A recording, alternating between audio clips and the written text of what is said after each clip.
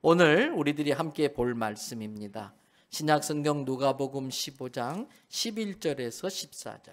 신약성경 121페이지, 122페이지 전후가 됩니다.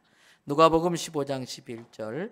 또 이르시되 어떤 사람에게 두 아들이 있는데 그 둘째가 아버지에게 말하되 아버지여 재산 중에서 내게 돌아올 분깃을 내게 주소서 하는지라. 아버지가 그 살림을 각각 나누어 주었더니 그 후 며칠이 안 돼요. 둘째 아들이 재물을 다 모아가지고 먼 나라에 가 거기서 허랑방탕하여 그 재산을 낭비하더니 다 없앤 후 그 나라에 크게 흉년이 들어 그가 비로소 궁핍한지라.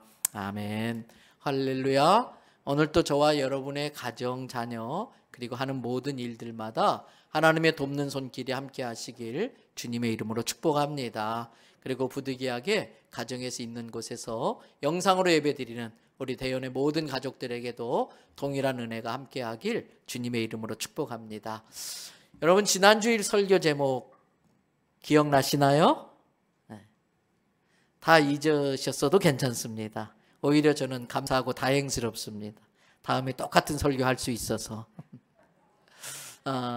지난 금요일에 온라인을 통해서 구역 모임을 가지셨던 분들은 아마 기억하고 있을 겁니다. 무엇을 사모하고 있습니까? 이게 설교 제목이었어요. 아마 설교 제목만 생각하셔도 지난주 설교 내용을 많이 또 떠올리실 수 있을 겁니다. 그 사람이 무엇을 사모하고 있을까? 어떻게 알 수 있을까요? 그 사람이 무엇을 사모하고 있을까? 그것은 그 사람이 어디에 관심을 갖고 있는지를 보면 알 수 있습니다. 그 사람이 관심을 어디에 두고 있는지를 보면 그 사람이 그 무엇을 사모하는지를 알 수가 있습니다. 저 같은 경우는 건축과 인테리어에 관심이 있습니다. 그쪽 공부를 하고 싶었었는데 중간에 사정이 있어서 이제 학교를 그만두고 제가 신학을 하고 목사가 됐는데 여전히 제 마음에는 건축이나 이런 인테리어에 관심이 있더라고요. 그래서 TV도 보다가 이렇게 건축 관련 프로그램이 있으면 아주 재밌게 봐요. 요즘은 교육방송이죠. EBS 건축탐구 집이라는 프로가 있는데 그게 아주 재미가 있어요.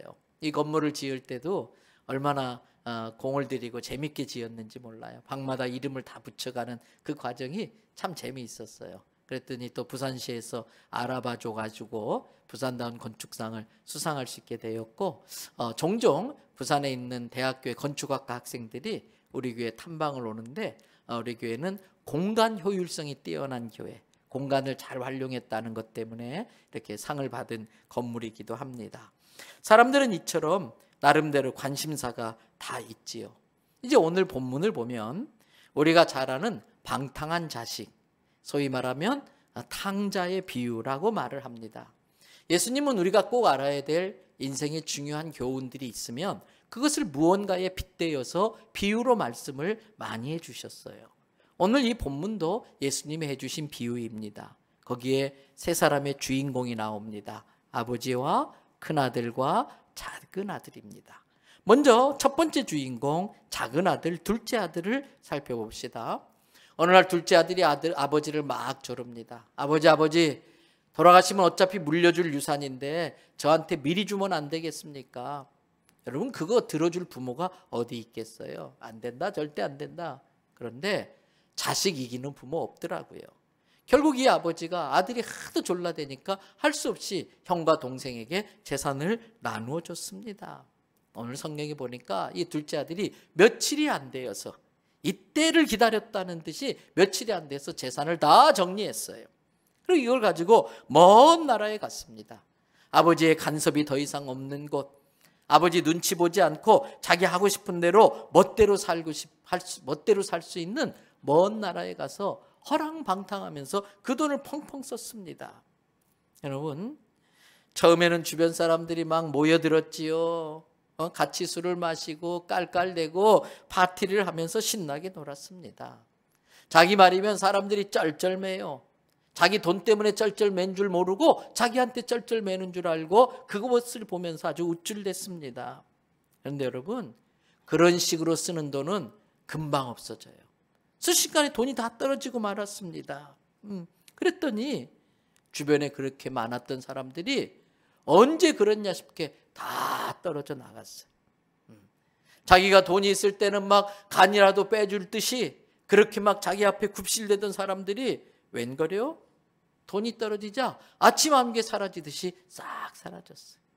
그리고 어쩌다가 혹시 연락이라도 하면 간이라도 빼줄 것 같았던 그 사람이 연락을 받지 않는다든지 슬슬 피한다든지 혹시 돈이라도 빌려달라 할까 봐 자꾸 피하는 거예요.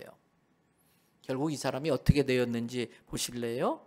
오늘 본문 누가복음 15장 16절입니다. 우리 다 같이 함께 한 음성으로 읽습니다. 그가 돼지 먹는 지엽 열매로 배를 채우고자 하되 주는 자가 없는지라. 거지가 되었습니다. 굶어 죽게 되었습니다. 두 번째 주인공, 그 아버지를 살펴봅시다. 아버지는 둘째 아들이 집을 나간 이후로 하루도 편히 잔 날이 없습니다.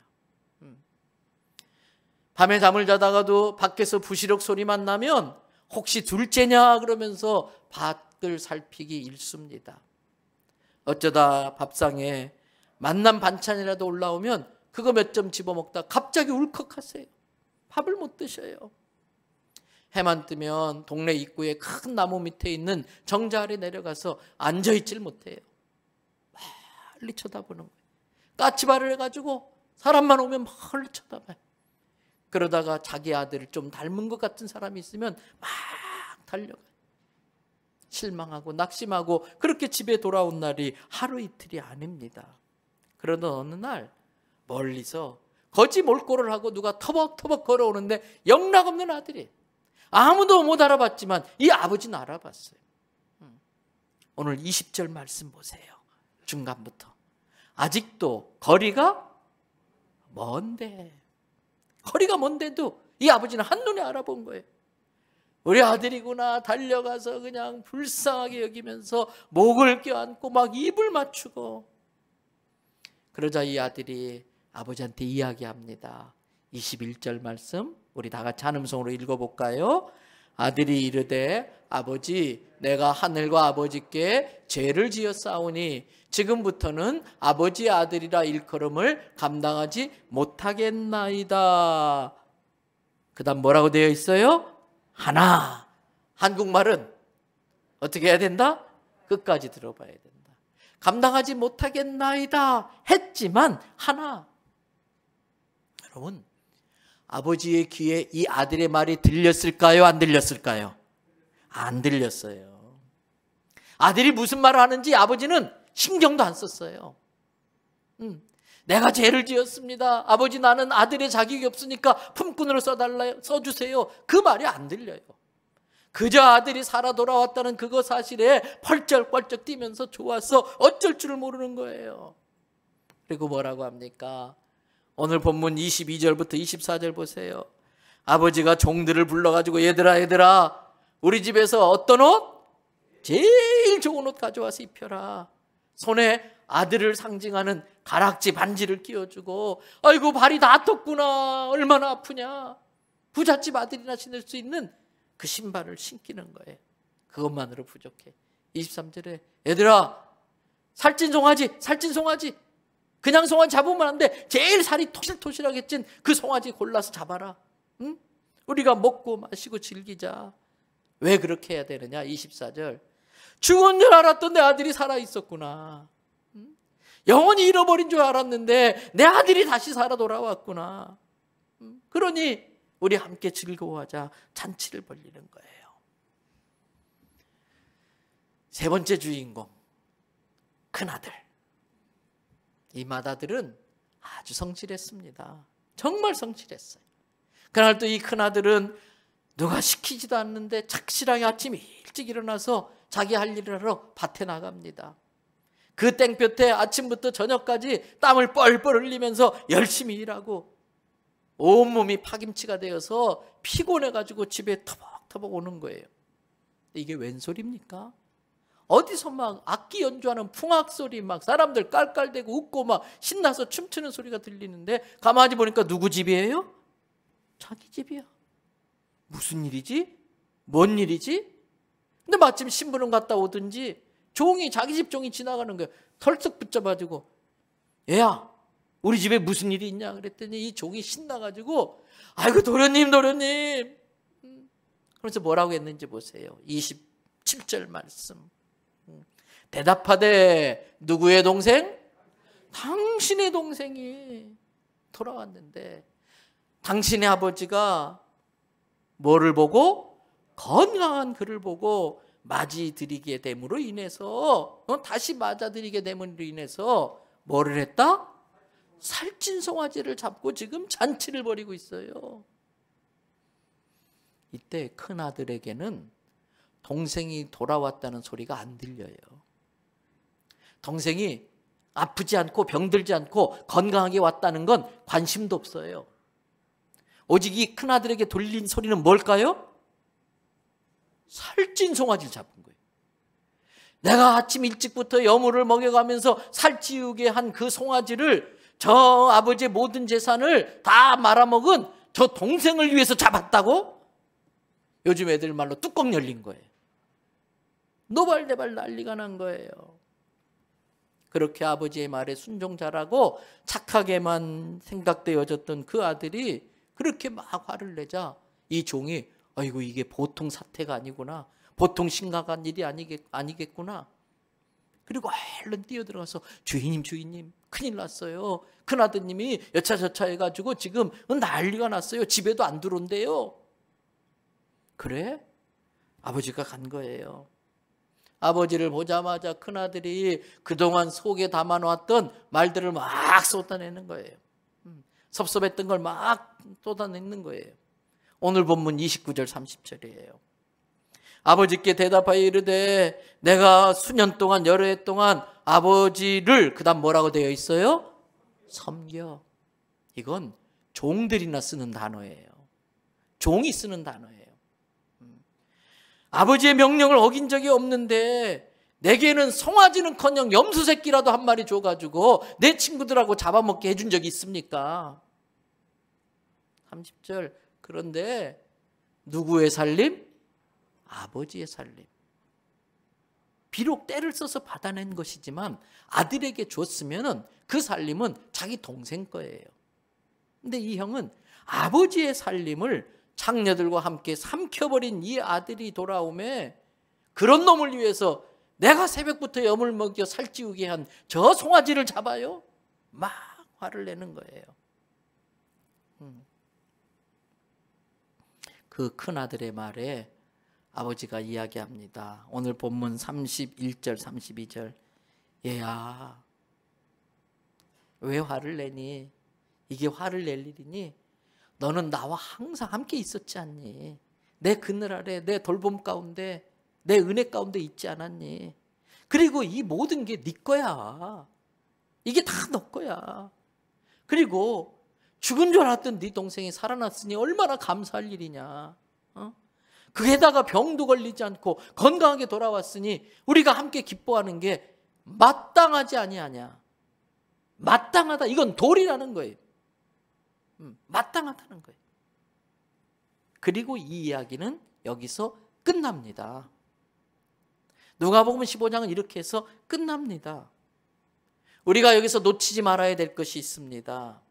이 이야기를 마무리하면서 예수님이 이 이야기를 마무리하면서 큰아들이 아버지의 말을 듣고 아버지와 함께 집에 들어가서 같이 잔치에 참여하면서 즐겁게 지냈다라는 말이 없습니다. 아버지의 말이 딱 있는 다음에 그냥 끝났어요. 일부러 그렇게 하신 것입니다. 일부러 예수님이 그렇게까지만 이야기하고 거기까지만 이야기하고 끝낸 겁니다. 왜 그랬을까요? 그 큰아들이 집에 들어갔을까 안 들어갔을까?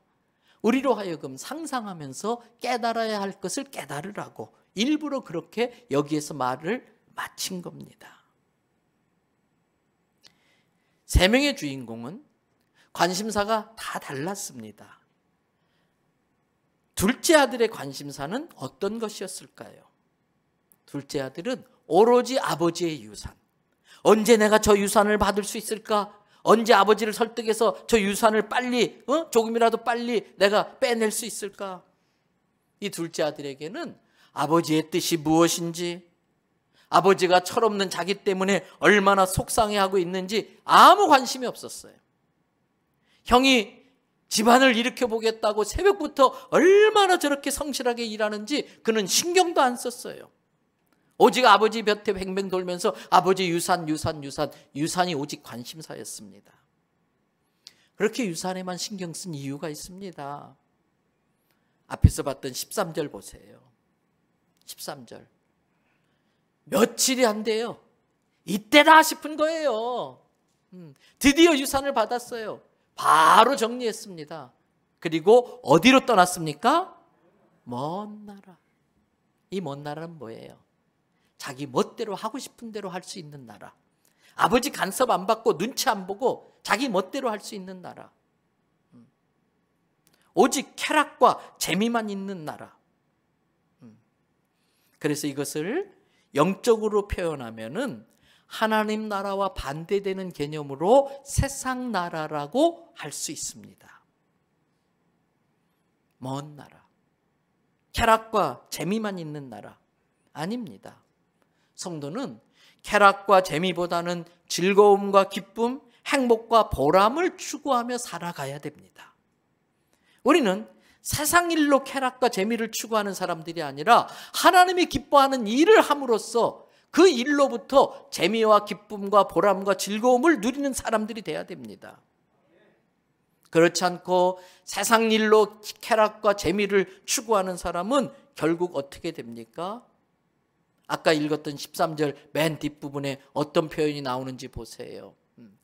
말씀 올려주시고 13절 맨 뒤에 보니까 그 재산을 어떻게?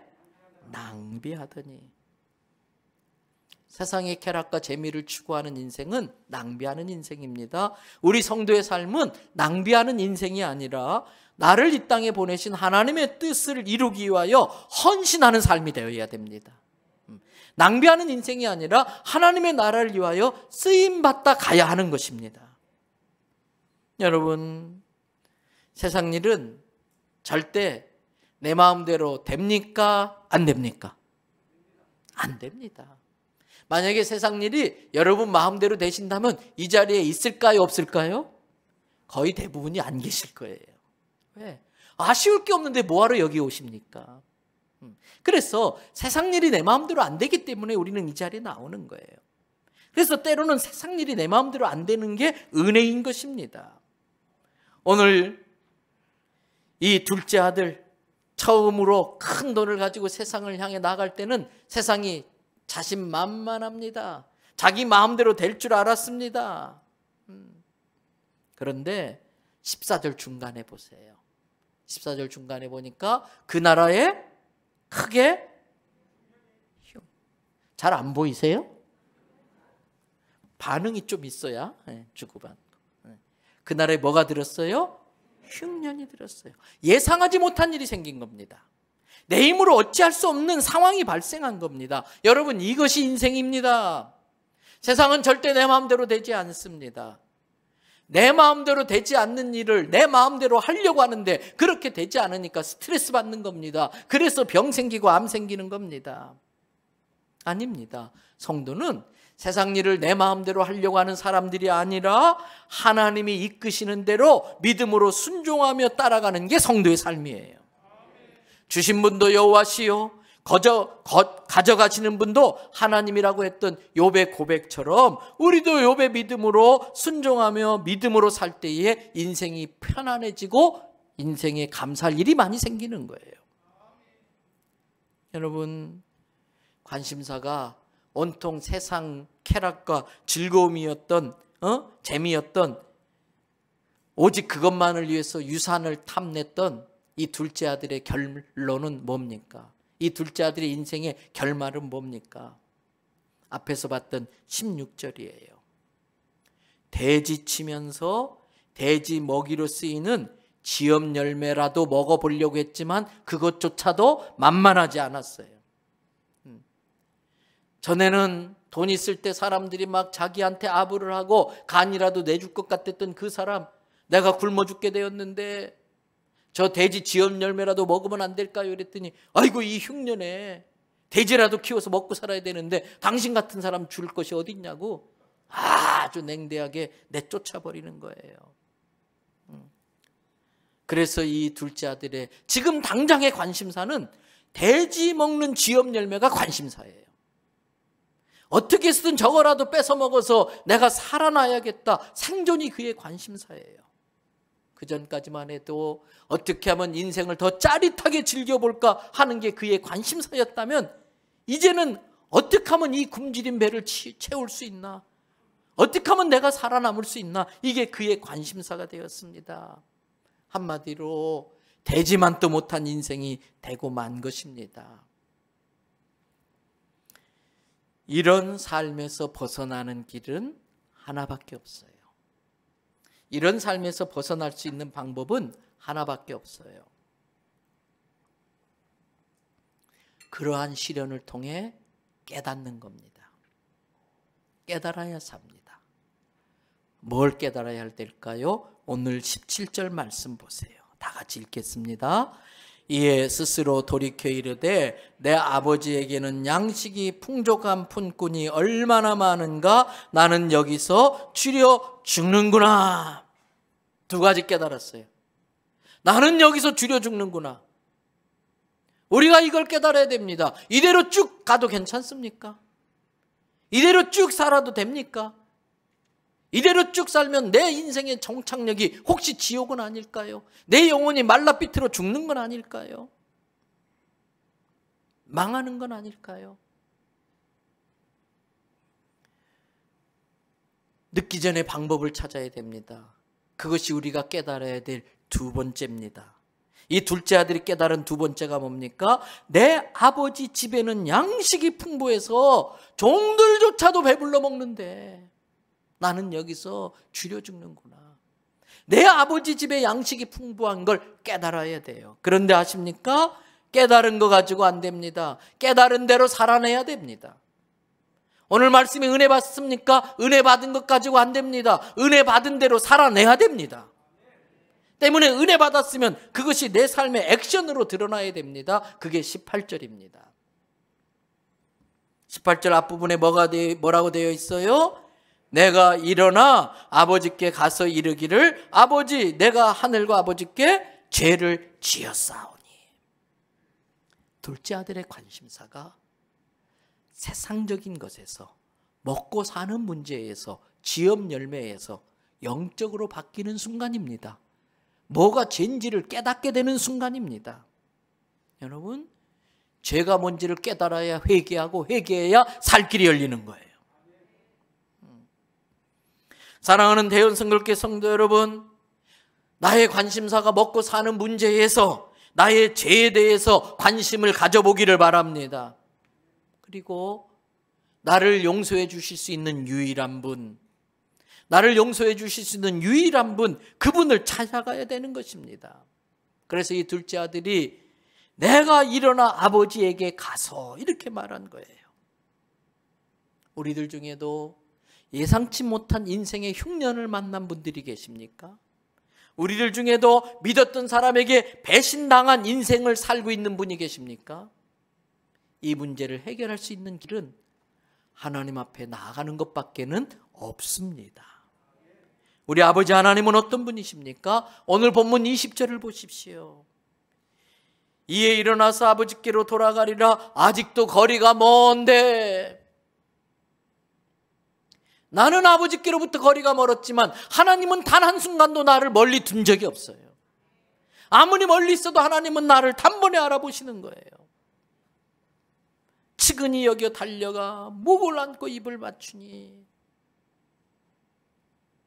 이놈 자식 그 많은 재산을, 이놈 새끼 그 많은 돈을 다 털어먹었다고? 꼴 좋다. 내가 그럴 줄 알았다. 너는 그래도 싸도 싸. 넌 더 당해봐야 돼. 라고 말하지 않았어요. 이런 말 한마디도 하지 않았어요. 심지어 아버지, 내가 잘못했습니다. 나는 아들 자격이 없습니다. 나를 품꾼이라도 써주셔서 여기서 먹고 살기라도 해주시면 안 될까요? 이런 말이 귀에 하나도 안 들어왔어. 그런 말이 귀에 안 들려요. 그저 아들이 살아 돌아왔다는 그 사실. 그 아들이 살아왔다는 그 사실 하나 때문에 팔짝팔짝 뛰면서 살찐 소를 잡고 아들의 상징인 반지를 끼워주고 좋은 옷을 입히고. 여기서 우리가 알아야 될 것이 있어요. 아버지의 관심사는 내 죄가 아닙니다. 아버지의 관심사는 내가 저지른 죄가 아닙니다. 아들이 살아 돌아왔다는 것, 그것입니다. 사랑하는 대연성결교회 성도 여러분, 우리도 어쩌면 이 둘째 아들처럼 집 나간 자식 같은 사람들이었을지 모르겠어요. 자식으로 태어났지만 스스로 자식의 자격을 차버린 탕자 같은 사람이었는지 모르겠어요. 착한 일을 많이 하지 못했습니다. 허구한 날 못된 질만 일삼았던 사람일 수도 있습니다. 사람들은 거기에 관심이 있어요. 저 사람이 무슨 짓을 했나? 저 사람이 과거에 뭐하고 살았나? 그걸 가지고 잣대를 갖다 대고 그걸 가지고 평가하고 그걸 가지고 정죄합니다. 그러나 하나님은 지난날 우리가 한 일에 관심이 없어요. 그저 내 아들이 살아 돌아왔다는 것에 기뻐하실 분이에요. 그리고 말씀하세요. 이사야서 1장 18절의 말씀. 다 같이 읽어볼까요? 여호와께서 말씀하시되 오라 우리가 서로 변론하자. 너희의 죄가 주홍 같을지라도 눈과 같이 이어질 것이요 진홍같이 붉을지라도 양털같이 희게 되리라. 할렐루야.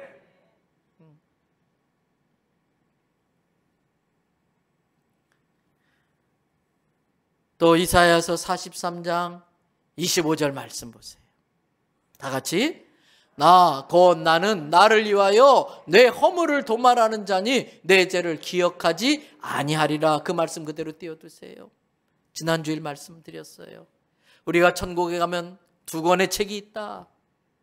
한 권의 책에는 내가 살아왔던 삶의 모든 게 다 기록되어 있어. 온갖 죄투성이야. 한 권의 책은 하늘나라 영생으로도 들어갈 이름이 기록된 생명책입니다. 먼저 내 삶에 기록된 책을 쫙 펼쳤어요. 우리는 가슴을 조마조마하면서 저거 하나님 보시면 난 어떡하지? 저걸로 심판하면 난 지옥 가는데. 근데 하나님이 딱 펼쳤는데 온통 시뻘게 내 허물을 도말하는 하나님, 예수 붉은 피로 다 덮어버렸어. 아무리 눈 씻고 뒤져봐도 의로운 예수 피 외에는 보이질 않으니까 임서공의 이름을 하늘나라 생명책에 기록해 주시는 거예요.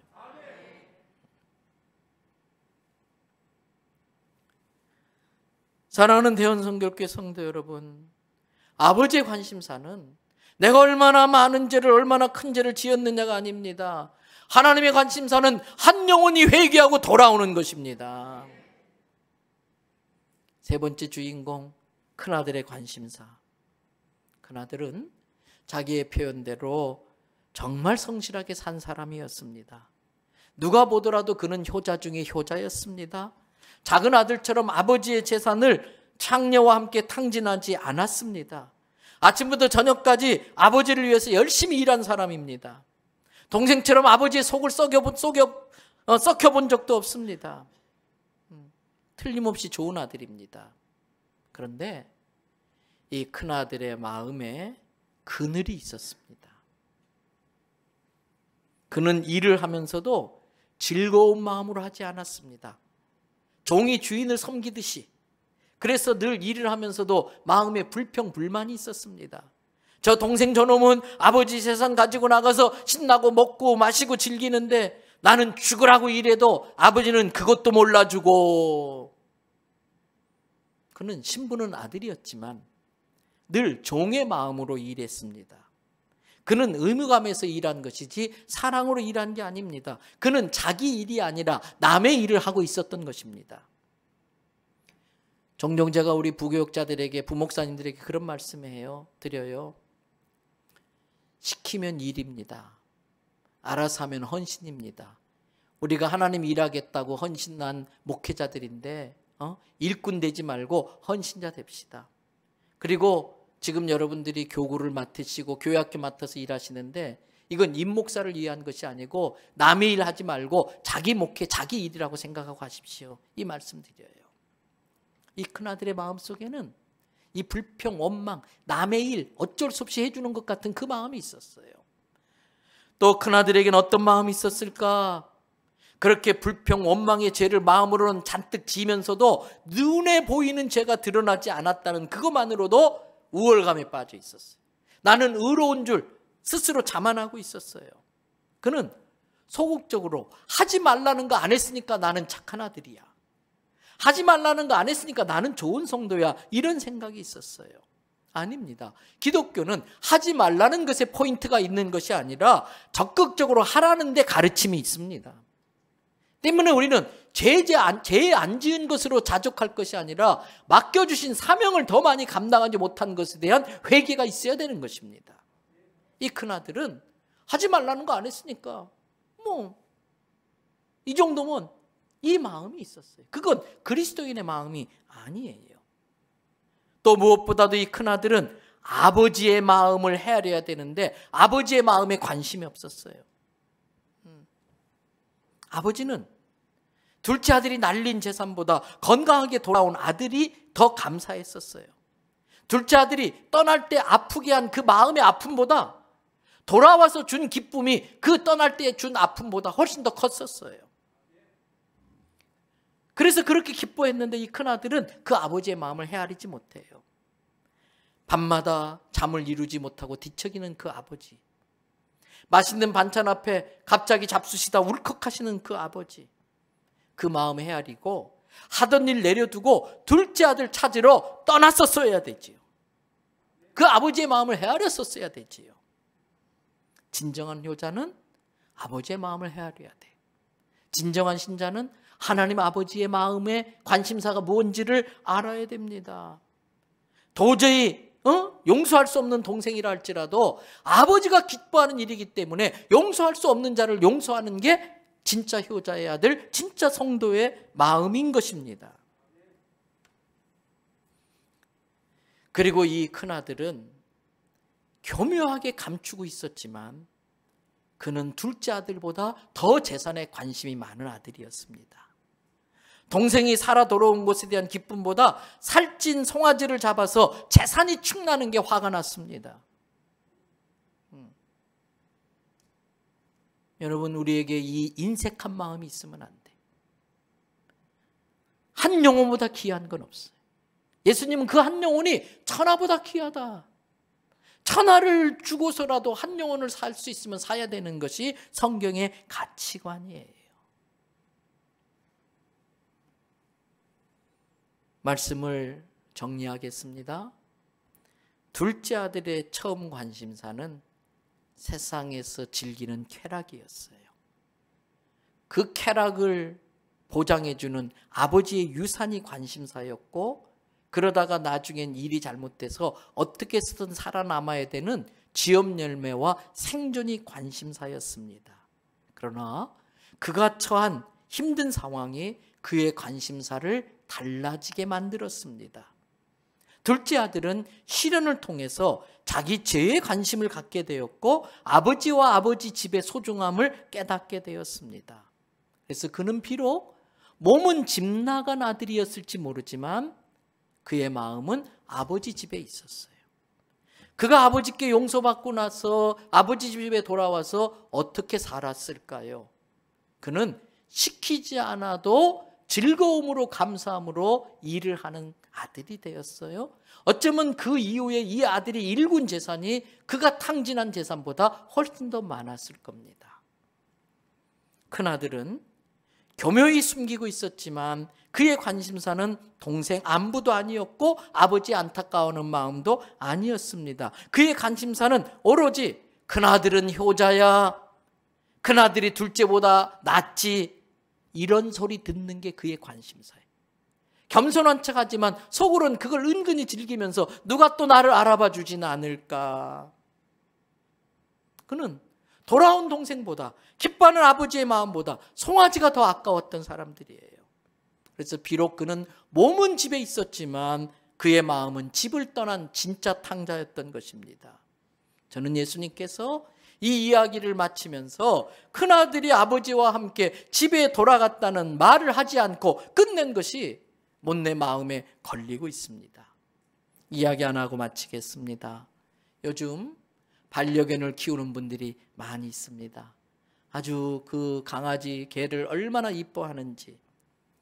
근데 개가 주인을 보면 막 달려와요. 꼬리를 막 흔들면서 막 반가워합니다. 그런데 여러분, 그때 그 개가 무엇을 쳐다보는지 한번 보세요. 주인의 얼굴을 볼까요? 주인의 손을 볼까요? 손을 봅니다. 왜 손을 볼까요? 거기에 먹이가 있기 때문에. 그 개는 주인을 사랑한 것이 아니라 먹이를 좋아하는 것입니다. 그 개가 주인에게 와서 꼬리를 치고 반기는 이유는 주인이 먹이를 주기 때문인 것입니다. 우리도 마찬가지입니다. 적어도 개보다는 나아야 됩니다. 우리는 하나님의 손을 바라보는 것이 아니라 하나님을 바라봐야 됩니다. 우리가 예배드리고 헌금하는 이유가 하나님의 손에 있는 축복 때문인 건 아닐까? 큰아들 같은 마음으로 신앙생활하고 있는 건 아닐까? 우리를 살펴야 됩니다. 오늘 나의 관심사는 무엇입니까? 정말 내가 사모할 만한 것을 사모하면서 인생 이대로 쭉 살아도 문제없다, 그런 인생을 살고 있는지, 이대로 가다간 큰일 날 건 아닌가, 내 삶을 돌아볼 수 있는 계기가 되기를 주님의 이름으로 부탁드립니다.